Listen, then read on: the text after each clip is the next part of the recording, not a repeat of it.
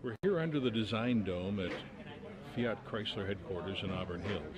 We're taking a look today at what Jeep, Mopar put together for vehicles they're going to take out to Moab, Utah, to let the enthusiasts, the Jeep owners, drive over those pretty rugged hills.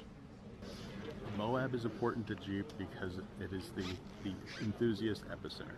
So we do Rubicon. Rubicon's tough to get to, and it's one trail.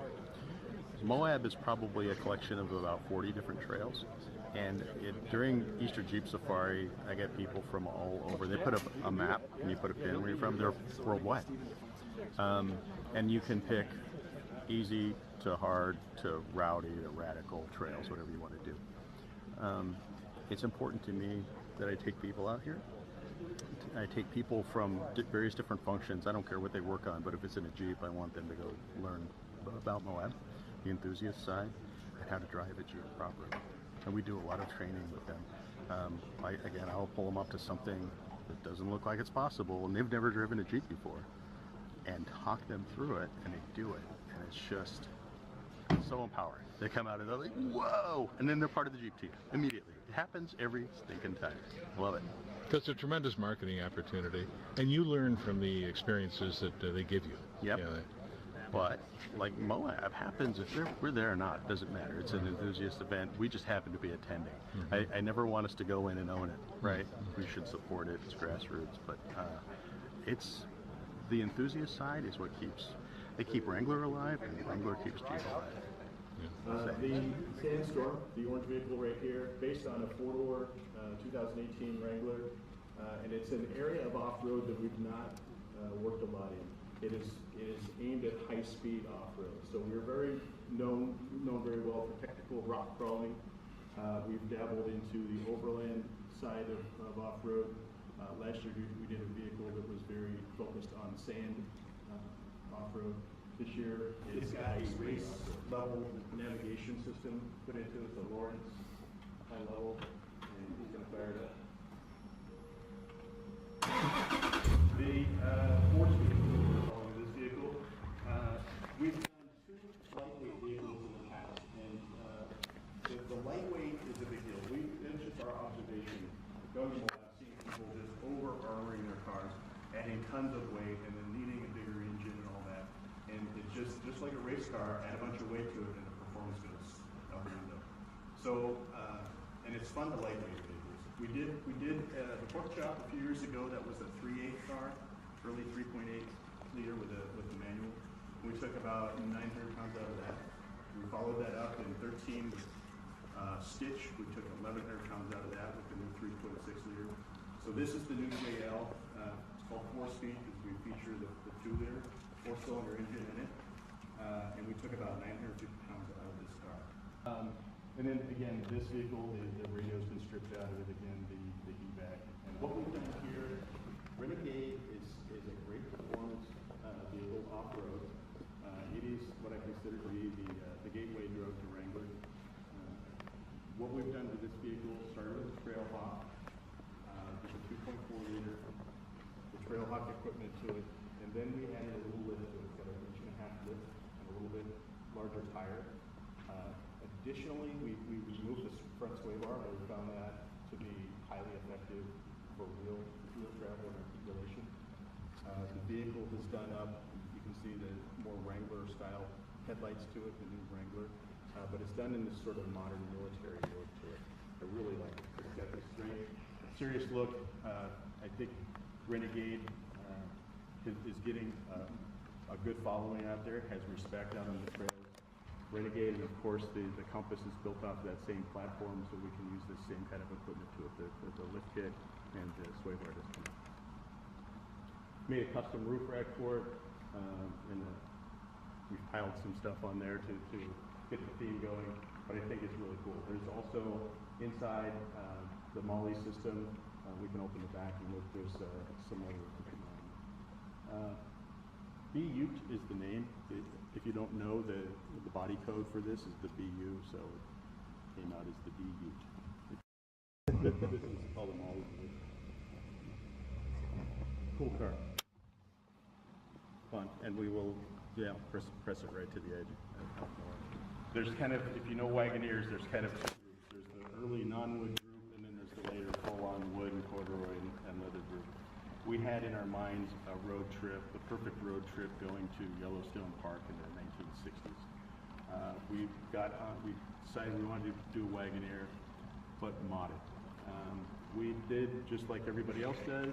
We got on Craigslist and went shopping and found this out west. There's pictures of the vehicle over on the board. It looked and smelled terrible, but it was largely rust-free. Took it apart, blew all the paint off of it. The body panels look like they were stamped yesterday, which is absolutely beautiful.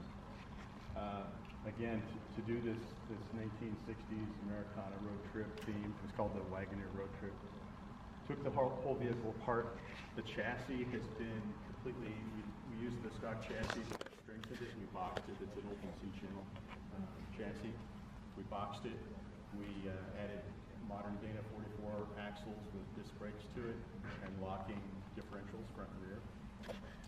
We threw out the leaf springs. It's all coil over link coil. The steering system is from a JK, so it's modern. The engine is a 5.7 Hemi, made into a 4-speed automatic transmission.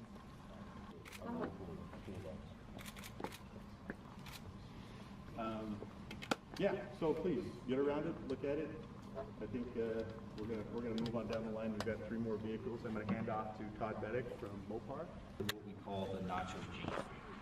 This vehicle, the name comes from the color. This is actually a production color called Nacho. Very limited availability here in the beginning of the production run. And this vehicle actually started out life as a 2-door Rubicon, so that was the starting point. And the interesting thing about this particular concept is there's not a lot on it that is concept. Most of everything on here is available at dealerships today, so a customer could actually turn their Wrangler into this by just going back to the parts department of their Jeep.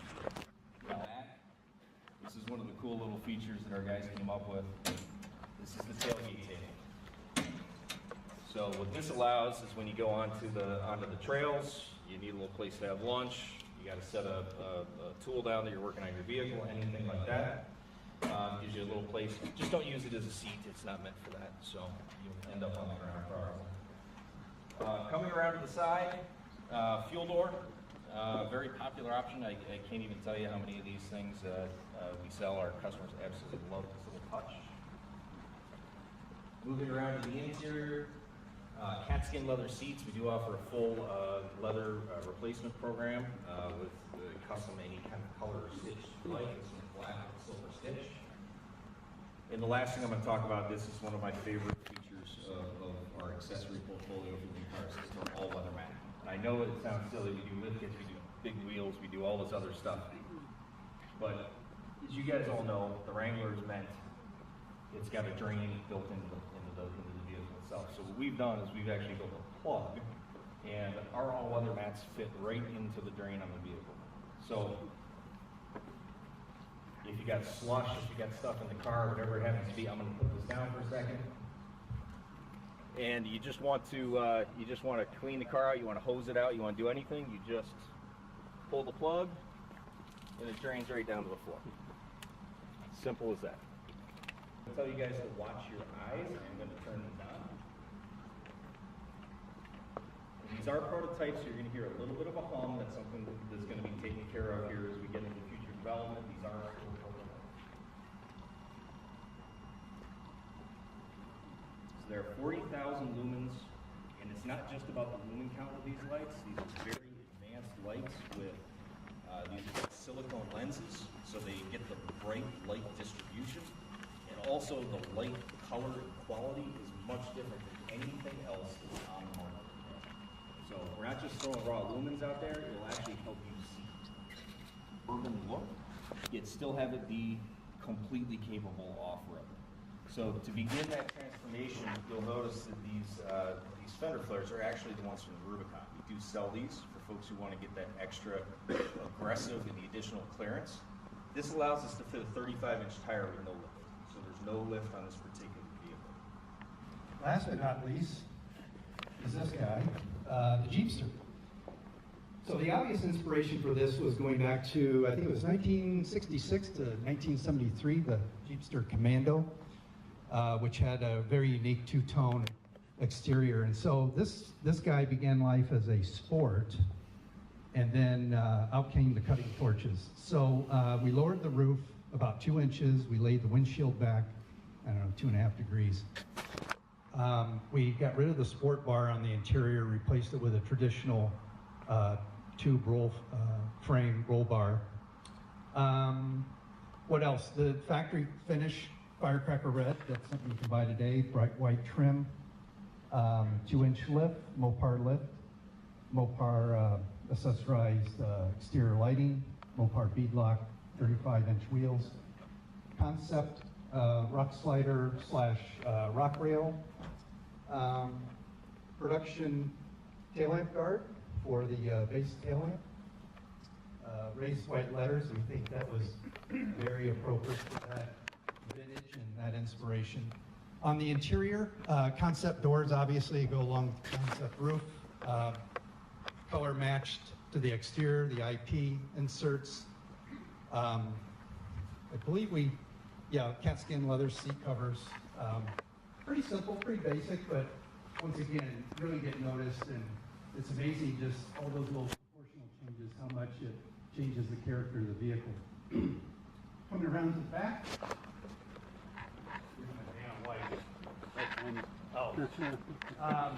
So it's a 2-seater. We took out the back seat, replaced it with a big tire, spare tire.